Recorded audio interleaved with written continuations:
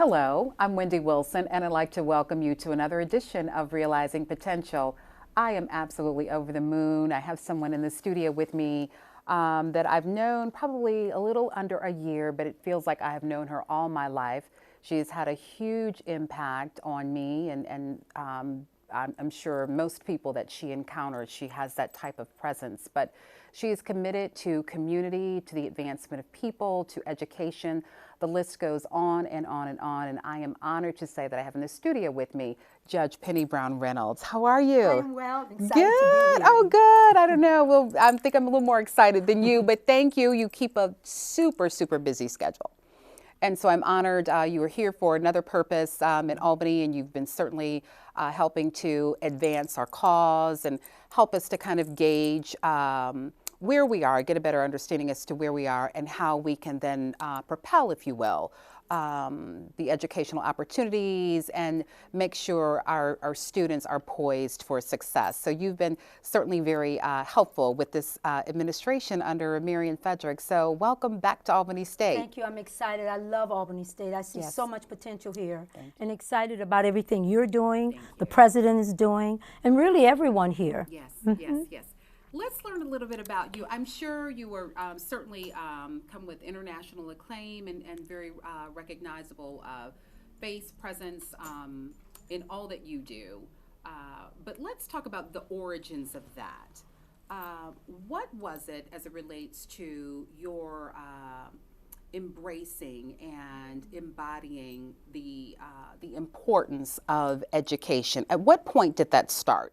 And then if you could just progress and tell us where you did your undergraduate work, but what were the origins, the foundation of that? I'm from that generation that told us that to do anything of importance, it had to be about education. That no matter what happened, I grew up in the civil rights era, very much aware of the disparities between the races and the classes. And I was told by my mother and taught by my mother and my family that if you had a good education, they could never take that from you. And so that was always instilled in me. I was one of these young women who, because of my birthright, I came out of circumstances where my mother was a single mother. I always felt I had something to prove. And I was trying to prove that through my education. And so in some ways, it was a self-fulfilling prophecy that I'd end up being very successful. But it wasn't until I embraced the fact that I couldn't do it through perfection. And so I've always been either the top student or a good student because I was always trying to use that as a place to show that I mattered in the world. And like most people, things may have gotten off track for me. And initially, I ended up at Georgia State 31 years ago. And it's so funny that I ended up there because I'm teaching in some of the very classrooms where I was a student. I ended up leaving from there. I only went there, it was 2 years and 3 quarters, because back then it was a quarter system. Yes, a quarter system. So in 3 years, I got my undergraduate degree, went straight to law school because I always wanted to be a judge. I wanted to have a position. I used to watch Perry Mason. Yes. And when I watched Perry Mason, I'm dating myself. No, I still watch it. Okay. So I remember, I watched it then and still watch it now, yes. I always wanted to be the judge. Okay. I never looked at Perry Mason and wanted to be the lawyer. I always wanted to be the judge because I never saw anyone that looked like me. Okay. And I wanted to do that. And so I had that in my mind. I went to law school. I finished law school. I went into the Attorney General's office, a very coveted position, one of only a few African Americans to be there. From there, I went on to become a prosecutor. From there, I went on to work for the Court of Appeals as a clerk for a Court of Appeals judge. That's sort of the natural progression. Sure. And then I worked for the Lieutenant Governor as Chief of Staff and General Counsel. And then Governor Barnes selected me, appointed me as the first African American, male or female, to serve as general counsel, executive counsel for a governor. And so it's been a trajectory always leading me to the bench. Yes. And 2 years after that, I was appointed to the State Court of Fulton County. And so it's always been, though, about showing the world that I was worthy to be a part of the world. Yes. And that's what was my driving force. Yes. So let's stay there for a minute, because as you were sharing that, and oftentimes you will find extremely accomplished individuals, particularly those of color, will oftentimes say, as you did, I walked this path because I did not see myself, and so then I created it. So oftentimes, where there was that void, then you built. So with that comes a lot of pressure. Yeah. That's a lot of responsibility, because at least the path becomes a little easier. So where you sit, there are countless of women that look to you, young men and young women that look to you and say, then it's achievable, and I can pattern, or I have some stepping stones or some guidepost, if you will. You didn't have that. You really, and that's what you said, I didn't see. I saw that void. Yes. So what do you do? What is that additional strength? You see the prize, but how to achieve it? For me, my mother, I'll never forget this. We're in the 60s. I'm about 7 or 8 years old. We're in a grocery store. A white female comes up, older, pretty lady. She didn't mean any harm. She leaned down to me and she said, "Little girl, you're so pretty. What are you going to be when you grow up?" And I remember my mother interrupting her and said, "Madam, I have you to know that my daughter does not have to pick one thing. You are welcome to ask her what are some of the things she's going to do." And I never forgot that. Educational. My mother made me know that I didn't have to pick one thing. Sure. So where I didn't see black women who were lawyers, or I didn't see them as judges, I saw on the Ed Sullivan Show Diana Ross. I saw Lena Horne. I saw ladies. I read a lot. And I remember reading Alex Haley's Roots from cover to cover. And something inside of me changed. And so I started realizing that most successful people were successful because they had a lot of heartache and they had a lot of challenges. And so I had a good awareness of what we call long suffering. And I saw the honor in it. I never resented it. I never used it as an excuse. I always used to believe that I must be so special, that all of this stuff is happening to me. Do you know I still feel that way? And it's a very unusual way maybe to look at things, but I just see the honor in struggling. I know that the hand of God was upon my life. I knew that as a young child. And for me, I drew on my pain. Sure. I don't know if other people may do it, but I know for me, that's where, to answer your question directly, where did it come from? I think the example of my mother letting me know I didn't have to conform to anybody's expectations of who I am. And when you can be that person and do that at a young age, that means you feel like you can fly. And so no matter what the challenge, and I had so many challenges along the way, goodness, I always knew that I was on my way somewhere because my mother put that in me. And then my whole view of life and heartaches and challenges. Sure. That's a wonderful perspective to have, because oftentimes we, and I say this to my children all the time, and so life is going to present you with obstacles and challenges. The decision comes, the decision before you is, how long are you going to stay entrenched and mired in this moment? Are you going to bathe in it or use it as a salve? When do you move beyond it? Because that's what life is. That's such good advice to them, because parents aren't giving that to their children today. The minute any kind of challenge comes, they either crumble or they go in another direction. Imagine my personality. I think when people are often asking me, how have you been so successful at so many different things? Well, now we know my mother gave me permission as a young child.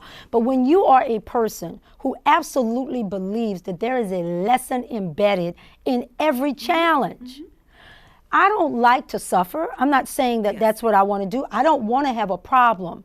But to the extent, if there is a problem that's before me, I believe that I am equipped to handle it. Yes.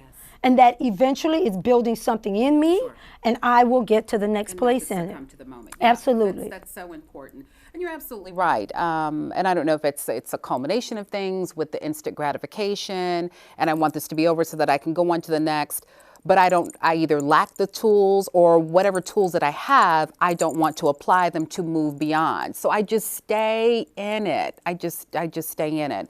And so it's one of the things that we're constantly working on here with our students at Albany State, teaching them a multitude of skills. So you will certainly walk out of here based upon your academic discipline with a degree, but do have all those other tools that are required in your toolbox to allow you to enter into the workforce, to be successful, to master it, and then to feel comfortable if it doesn't work out, then what is the next, and having the ability to create that's the next. An excellent point.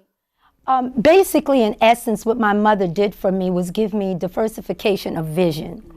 I knew that very on that people, when they say, well, I don't know what my purpose is. Let's say young people come to college and they're coming thinking they want to do one thing, but they get sidetracked. I always felt that whatever it is I was supposed to be here, my destiny was multiple things that I was supposed to do. And that people would come in and out of my life for seasons, that I would be placed in a position for a season. I never ever felt that everything had to be permanent. I just never felt that way, because I think people who can embrace change are the people that evolve quicker than other people. We're risk takers, but we're calculated risk takers. And it's really coming to know yourself. I mean, it took me a long time to evolve, to be in one with my womanhood and to be who I am. And we think we're there and then we're not there. But for me, it absolutely came because if I wake up tomorrow, I understand I have one life to live. If I don't live it on my own terms, then I would really be doing a disservice to everything about why I was even created. Yes. I have to go after whatever it is that I want. And I think that somehow the translation is we tell our young people, finish high school and then you want to go to college. And when you have a bump along the road, well, there's something wrong with you. There are times when you've done nothing wrong, yet you're facing challenges. Sure. How do you process that? And I am very methodical and extremely patient. And I think those are virtues that our young people just don't have enough of. Mm-hmm. When you are patient, because I rely on believing that my steps are ordered by God, I fundamentally believe that I am secure enough in who I am to walk in patience, that everything is happening for some big master plan. Yes. And when you really see yourself, I'm not the center of the universe. Mm-hmm. I mean, I'm humble enough to know that everybody's not against me. Right. Every situation is not about me. Yes. I'm always checking myself to say, wait a minute, there may be other reasons. But I think for me, the greatest successes that I've had has come as a result of having a diversified vision and knowing I couldn't be created just to do one thing. Yes. Well, you certainly have demonstrated that along the way. And so I told you, you and I were communicating about a month ago, and I sent you a picture. And as much as I thought I knew about your portfolio, at that moment, I Googled you again, and I'd read your bio because of certainly your work here and us, this long period of time. It seems like forever. Yeah, in a good way. Yeah. In a good way, it really does. And so I said, and as much as I love to read, and I said, oh my gosh, she's authored. I read that, but how did I miss it? It just wasn't time for me to embrace that. So ordered the book and read it and just consumed it immediately. And then I sat back and I reflected on just what you said. So this diverse plan in terms of what will Penny Brown Reynolds do today or this month or this year? And so the ambition of being an attorney and a judge and working in the private sector, the public sector. We haven't even talked about the nonprofit and your commitment to youth and young ladies and just so many. And then the whole educational piece. You're teaching at Georgia State and you sat on the bench and you have a television personality. And so when we hear all of those things, wow, then she has an easy life and she's been able to, but that's what I know that people immediately but they don't see what has connected those, and then the steps that you had to take, and the bricks that you may have tripped over in the process. Yeah, we always hear the glory, but don't understand the story.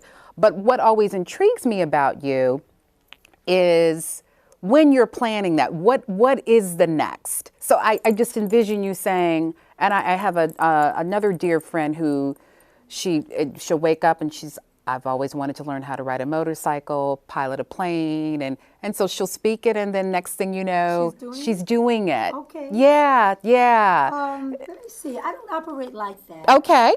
I always operate based on opportunities. Okay.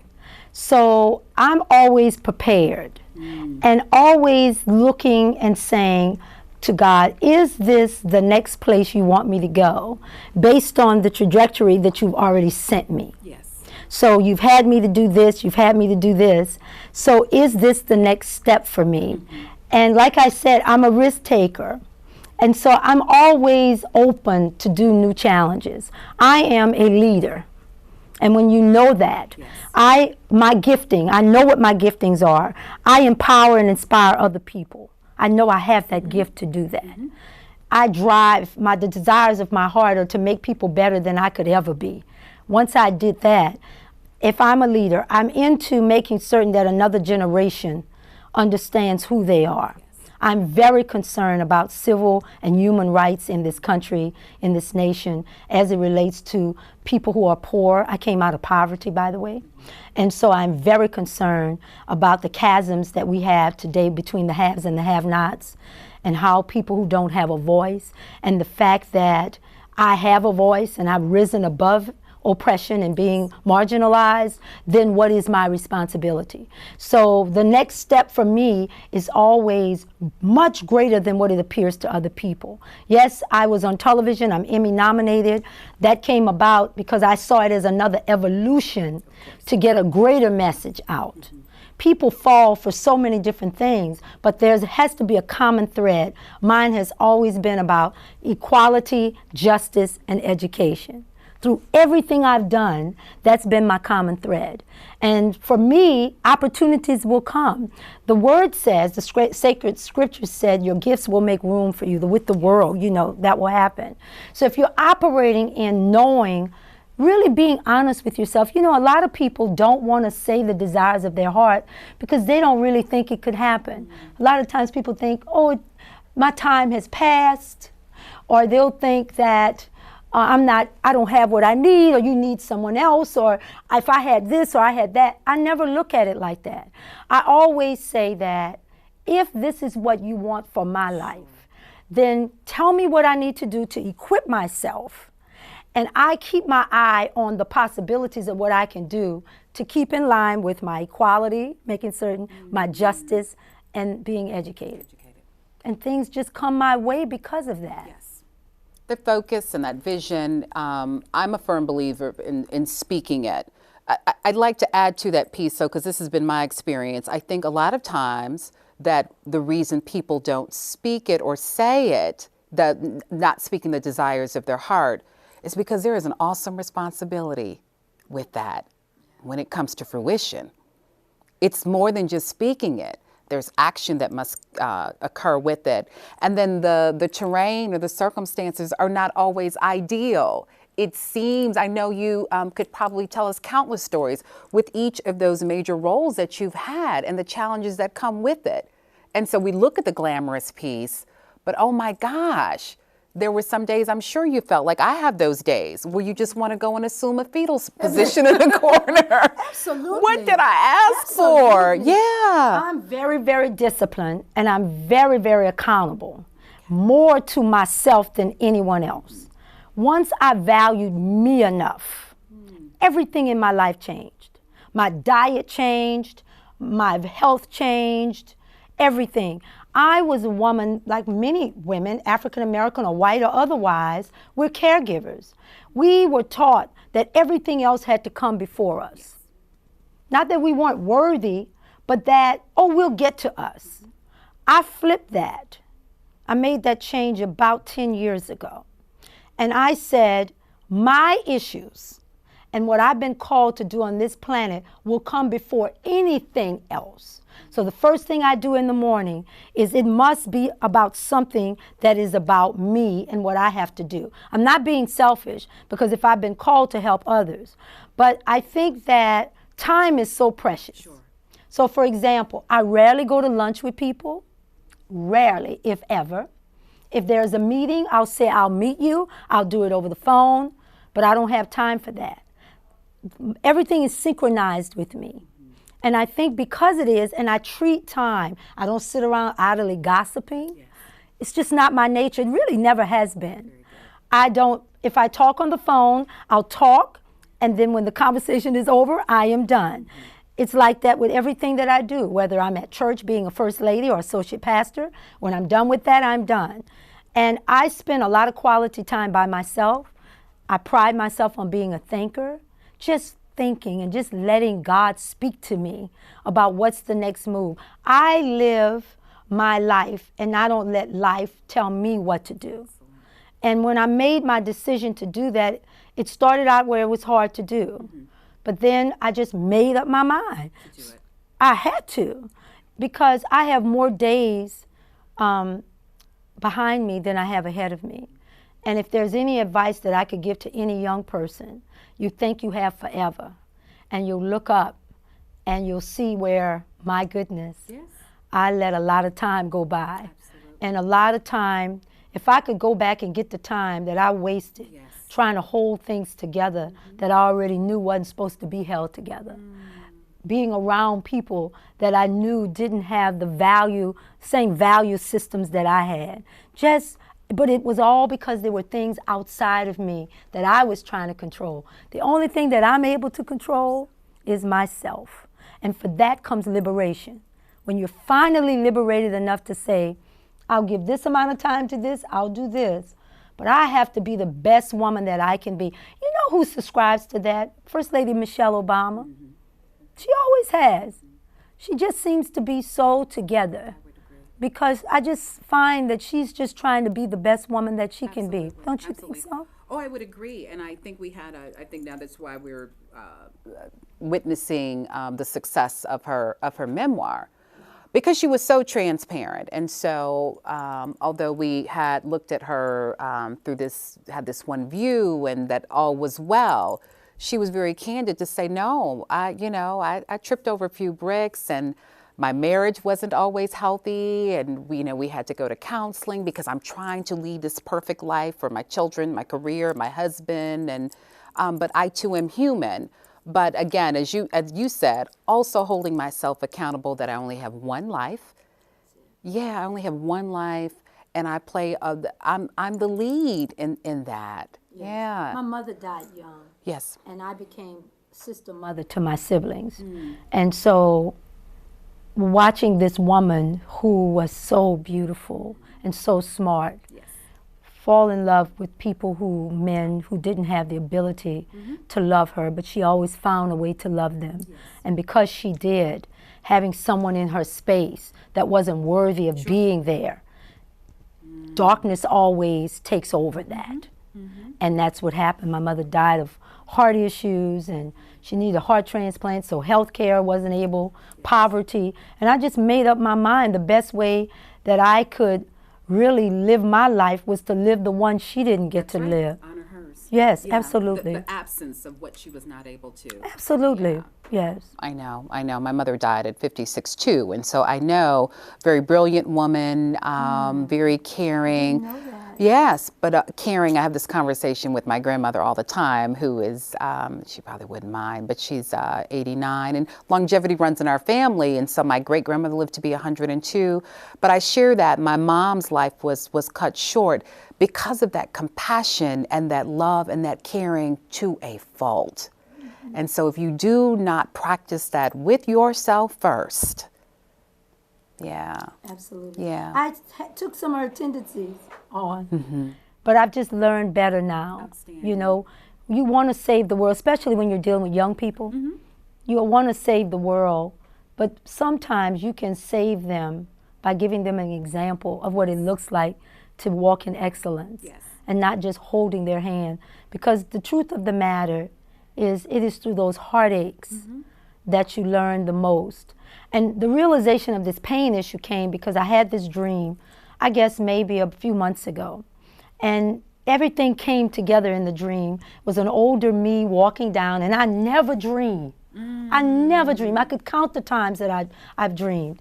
And I'm this very poised woman walking down. This young girl is sitting on a porch. And I could tell it was my younger self. At first I thought it was my granddaughter.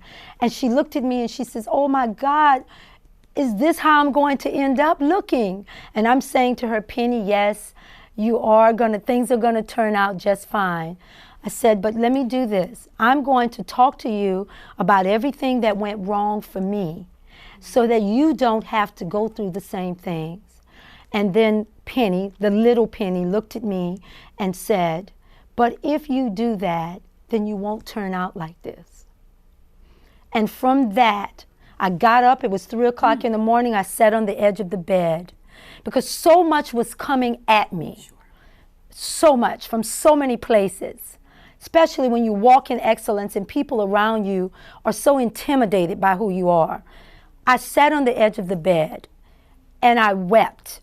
And I said, I am who I am because of everything that I went through. Yes. And if I had not gone through that, this woman that people look at now, I wouldn't be that person. And that's when I really understood the power of embracing those hard and difficult times. I tell that to my students all the time. You're in your 20s now. This is the time to make mistakes. It's okay. You're going to fall down. You're going to make mistakes. You have to ask yourself a few things. You have to make certain, what ramifications will this have on me 20 years from now? Meaning if you have unprotected sex, you have to live the rest of your life with HIV/AIDS. Will that have an impact? If I put this tattoo across my, neck, will that have a ramification 20 years ago? Yes. I said, because remember, we're all one bad decision away from going to prison, from losing our minds. I don't care who you are, you're one bad decision. So while you're doing everything that you're doing, ask yourself that, and it will guide you. You can laugh at yourself, you can make mistakes, but you must be accountable for that life that is to come. And once I've said that to them, I was telling them that when you become high school students, really about middle school, parents start letting the kids do what they want. They let them go to the mall, they think they're okay. It should be reversed. This is the time that they need us. Yes, heavy monitoring. Right. Teenager because in the house. I know. But guess what? When they graduate from high school, who's telling them how to be a man? Who's telling them how to be a woman? That's what universities can do. Almost like wisdom centers. Yes, we're going to deal with you academically. That's what you're here for. But I do believe that we have an obligation. That's what I'm so happy about with Albany State University, that President Frederick sees the value of understanding that to make a holistic approach to educating our students today. Yes, we're going to give them academics. That's important. They will do it in excellence because we know here that excellence is the standard here at Albany State. But we have to give them something else. We have to give them a reservoir of knowledge and discernment so that they can develop their discernment to be able to understand what does it mean to be an ethical man or woman with character. How do I navigate adulthood? They learn that in college. And if they're not learning that in college, who's supposed to teach them that? So that's when you'll find young people who go to college, I've seen it, and then they're being charged with armed robbery. And you're saying to yourself, how did this happen? Or they're stripping in a strip club. How did this happen? It happened because they graduated from school and then the parenting stopped. It's a lifelong commitment. My children turned 40 this year in December, I know. And they still pick up the phone and say, can I get some advice on something? What do you think about this? They may not listen. But I've always felt that at a critical time when they need us the most to give our opinion, they really do care what we think. They're rebellious, they have testosterone, they're doing all this adolescent stuff. But at the end of the day, who's teaching them in Africa, the tribes, there was a procedure to do that. When it says it takes a village, the learning process never stopped. We're Americanized now. We really don't understand how important it is to keep our hands on them. And we as educators, you're an educator, I'm an educator, we fundamentally understand that, yes, you can come and you can read something in a book, but what does it matter for you to make all A's if you don't have the character and wisdom and knowledge to understand that you're not here just for you? That when you open your mouth because you are a minority, you have to deal with what America says. You speak for all of us. And that's what we're not doing. We're going to be doing it here at Albany State. That's what I've been a part of. I'm so excited about it in terms of, and people like to call it soft skills. Why are you calling it soft skills? They're the most important of skills. Right. Yeah, we do need to change that, yeah. I don't think it's soft skills. I think you're it's absolutely right, because there are those skill sets that allow you an invitation, access. Yes, you may have a seat at the table. No, you may not. All of those things. So they're critical. Really, the mastery of the understanding of the discipline almost becomes secondary. How do you get into the door to even apply that skill set or that understanding? Absolutely. That's critical. That's critical. Oh, we need a part 2, but I've got some more questions before we get ready to wrap up. No. This is fulfilling everything that I envisioned in regards to this conversation. So you are so motivating and inspiring to others. But as I prepare to walk into 53, what I understand is critically important is that we have to pour into ourselves. We talked about this throughout this conversation. So we're constantly giving, we as women in particular, to others at a sacrifice of ourselves. And until you learn that, you were doing a disservice to those that you are engaging, because you can't give your best unless you give it to yourself first. So you said you came upon that understanding and embraced that about 10 years ago. But in terms of the emotional development, nurturing, the spiritual pouring into Penny Brown Reynolds, the intellectual development and growth, what do you do? Who do you seek? What resources do you find yourself gravitating to? Many. Okay. For me, it's a wide variety. I've read every book written by Dr. Martin Luther King Jr. I've listened to his speeches. I am a student of Dr. King. What wisdom. Yes. Forward thinking. That is who I am. When the dungeon, James Baldwin speaks of it, and I read everything about James Baldwin too. He says that when the dungeon shook, my chains fell off and I was made free. And sometimes the understanding of the dungeon shaking means something profound has to happen before we get it. So I read a lot of those who were my elders, those persons who I think a lot of.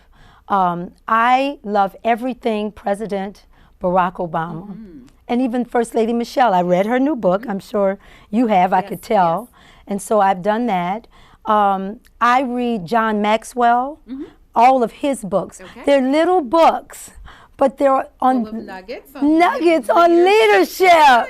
So I've read all of his books. Excellent. In fact, I'm just finishing up reading them all again. Okay. Because normally what will happen, I'll take 1, 2, or 3. And I like biographies. I learn a lot from reading about people. Hillary Clinton's, I read about hers. Colin Powell. I actually read President Bush's. I thought it was very interesting. Just to get another perspective. And so I read a lot about people's lives. I'm intrigued about it like you are, very curious, because you can learn so much from it. Yes. So those are the books that I've looked to. I am a person who reads the Bible. I believe in it very much. I know everybody probably says that, but I certainly do. I read a lot of articles and periodicals on subject matters that mean a lot to me. Yes. I'm in a PhD program myself in criminology and criminal justice. And so I'm having to read a great deal about the disparities in America and the problems that we have and the criminalization of being poor. What does it mean? Something as simple as you need cash bail, you've been arrested, you have money, I'm poor. We go before the judge, you have cash bail of $500. You pay the $500, you get out of jail. I don't, and I can't. 70% of people in jails and prisons today are there because they can't pay the money. How is that justice? Right. That's an equal protection problem. But who's fighting for poor people? Nobody, because they don't have a voice. And so what does that do? It stigmatizes them. They have to lose their job. They end up taking deals just so that they could get out. We don't have debtors' prisons anymore. But why is no one fighting for people who are poor? So I'm doing a lot of reading about that. Howard Thurman is a theologian who just about changed my life, he and James Cone. James Cone is the father of liberation theology. He's passed away now from Union. And he was at Harvard? Union Theological Seminary in New York. And he took principles of saying, what does it look like for us to really be free and liberated from a theological standpoint? So I've read a lot from him. And then Howard Thurman was before his time. He was the scholar who believed in diversity and that he saw the marginalized. The book that I just love is Jesus and the Disinherited. And it talked about Jesus being really connected to the people who are poor. See, that's who I identify with. I don't look at President Obama, who I think so much of, and First Lady Michelle. I identify with the bus driver. I identify with the lady who's the server. Yes. I never moved from identifying with those who were the marginalized. There's something very powerful about being that person.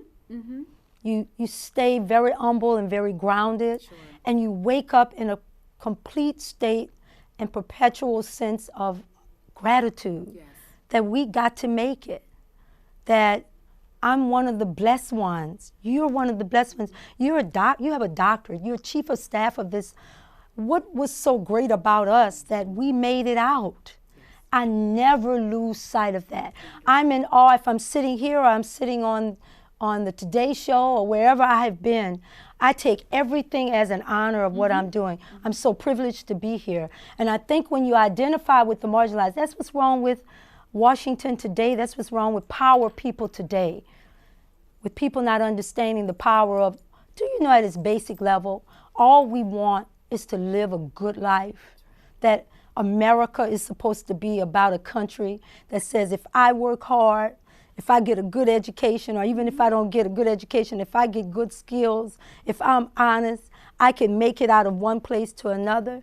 But we are more now in 2019, based on how we're living, people are more likely to remain in the circumstances that they were born on than any other time since Reconstruction. With all that we have, how can we say that? With 7,000 students who can come to school. Why? Because those so-called soft skills, we're not teaching them, and we're doing it here at Albany State now. From the moment you place your foot on this campus, you are privileged. Absolutely. You are privileged because somebody paid a price for you to do it, number one. And number two, do you know that there's Pookies and Shaquitas and other people out here who can't do it? Absolutely. Because nobody's there to help them do that. That's right. I know, that was my short answer. No, that's fine. honor the moment. And so two things before we wrap up, and I want you to end with this. Okay. But I'm gonna, and I want it to, it'll quickly come to mind because I read it in the book. But it speaks to what you just said in terms of the responsibility that we had and that we have. But I want you to share with the viewers a moment that you were having. I believe you were working in the governor's office at the time, and that it was a woman who was a part of the custodial staff. Yes. And she saw you in a very vulnerable moment, and she had to remind you of the impact that you're having or were having on her and those around you and the significance. So I want you to wrap up with that. But before we go to that, you have an opportunity to host a dinner. 3 people on an international scale that our viewers would be familiar with that you can invite to dinner. Who are those individuals and what are you serving? Oh, wow. Pope Francis. Okay. Because of how he treats marginalized people. President Obama, and I would get permission from you to just take someone who would never in a million years get to sit at the table. Oh. Somebody who we know that if they just had the opportunity, if they could just come and be there, I think I would get so much gratitude just from having that, if I had permission. Absolutely. I would have to say my grandmother. Yeah, I would have to say my grandmother, Mitty Law. She's just, she's been my rock and my best friend, and stepped into my mom's role when my mom passed, and that was her oldest and her baby and her best friend. But I saw her shifting into that new role for my brother and I, Yes. and then saying goodbye to her daughter at the time and telling her that she's going to see her again. So she's had such a huge impact on my life and my children's lives. My brother and I tease each other about, you know, like you all are supposed to call her Great Gram. We have the honor of Gram. So she would be, if you're asking me who else, yes, that would be her. Absolutely. Yeah, I wanted to know who you were. And I would serve Louisiana food. I'm a good cook. I love to cook, so I would serve gumbo and etouffee. Yes. We believe in Louisiana and New Orleans. I'm from La Place, Louisiana, that when you love someone, you cook for them. Yes. And so I would do homemade food and I would cook for them, and so that's what I would do. But I know that I would reserve one of those seats for that, whether it's a young girl or whether it's a guy who just got out of prison. I mean, something where just being in the room with them would change everything about them. Yes. Okay, now the lady, I was in the governor's office. I was very weary one day, and it was early in the morning because being the first comes with a price. Very much scrutiny. I'm in my 30s now as the governor's lawyer, in a position that I was ready for in every way, but not politically. I didn't know how to deal with it. And she came in early in the morning. She knocked on the door to get my trash can. And so I got up to give her the trash can, and I stopped everybody in my office from calling her by her first name.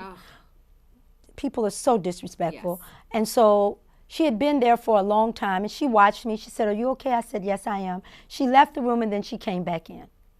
And I was weary, and I guess she could know that. And she told me, "I want you to remember this," and I want to say it the way she said it to me. "Remember, you here for all of us. You here for all of us." And I never forgot it. If I thought I was there for me before, I understood that a lady who had been cleaning, me being the first, that she may have never said it to me, but in that moment I knew that I was there for her, and I was there for so many other people. And it made my burden just a little bit lighter. Sure. I never saw the job or really anything like that ever again, because I know that every day she worked in there, every day they tried to call her by her first name and they didn't honor her. I knew that she could look at me and see that I was the realization of everything she probably and others had sacrificed. Absolutely, yeah. Yeah. And so, as we both sit here teary-eyed, I immediately went to it's been some years ago, I was at a conference in D.C. and I was there with a colleague, and we were having dinner at a restaurant in D.C. And I was struck by this mural on the wall. And from a distance, it was just, have you ever seen a mural and it's so dynamic and so complex. And so I kept staring at it. So the person I was with said, "When you need to just go on and see if you get a picture of that." And I did. Had no idea as to how it would turn out. I asked the waitress or the waiter, "Could I do that?" And he says, "Yeah." The owner of the restaurant commissioned this gentleman, this artist, and he said, "Paint whatever you want." And so I was able to take a picture, had it replicated. And it's when I get out of bed and when I go to bed every morning. And so it speaks to me on many different levels, but it is a picture, a depiction of our ancestors going through the Middle Passage. And so you see they're in the water, and because it's as if they've come away from the ship, but they're trying to save this child. And so it reminds me, just as you said, that so many sacrifices have been made for us, yes, countless of generations, so that you can sit here so you that can I sit where you are. absolutely. Oprah Winfrey says in her house, if you go on YouTube, you can hear her talk about it. She has this portrait of this woman, and it's right by the door of a woman who had been enslaved. Mm-hmm. And she looks at it every time she leaves, so that she remembers why. Yeah. And I think the greatest gift that we can give to our young people is understanding you are enjoying the fruits of those who labored, and all they wanted for us is to know the opportunities that we have and honor it. Yes. Honor it by doing all that we can to walk in that kind of excellence. That's all they could have ever have hoped for us. Sure. When we do that, we do them a service and we do ourselves a service. Indeed. It's been a pleasure. Indeed. Thank you so much. I've said this to you many times. I said, I hope you don't ever get tired of me thanking you and how much it's a pleasure, and I'm honored because I understand your schedule and the demands on you, but you were always so selfless in giving to others, and so you willingly and graciously given to me, and so I'm forever grateful for that. And certainly speaking on behalf of Albany State University, you've impacted this community as well. You did commencement speech a year ago, and it's still being discussed. Dr. Wilson, I'm so proud of you. I have to say this. Dr. Frederick did such an outstanding, was one of her best decisions, making you VP and Chief of Staff. You walk in that kind of excellence. And women, we ought to be proud. When you open your mouth and represent us, I'm sitting here and I'm thinking, wow, you're just 52 years old, you're still a baby. And look at you. And you have still not realized all that you mean. When you speak the way that you speak, and you hold yourself up the way that you do, just know that it matters. It matters to other people because you represent the best of who we are, particularly in media. Somebody sitting there, you will dispel the notion of everything. And the burden of that comes with people who really want to be like that, but they don't have what it might take to do it. And so they may come across as not understanding, but continue to do what you're doing. Please do that because you make me proud. Thank you. You do. Thank you. I adore you to pieces. You already know that. So before my eyeliner continues to run, thank you for all that you do for Albany State University, for Georgia State, for the world. Thank you for your, and thank your family for sharing. I will. Yeah, thank you. It's been an honor. Thank you. Viewers, thank you so much for joining me for this edition of Realizing Potential. I'm Wendy Wilson, and I will see you next time.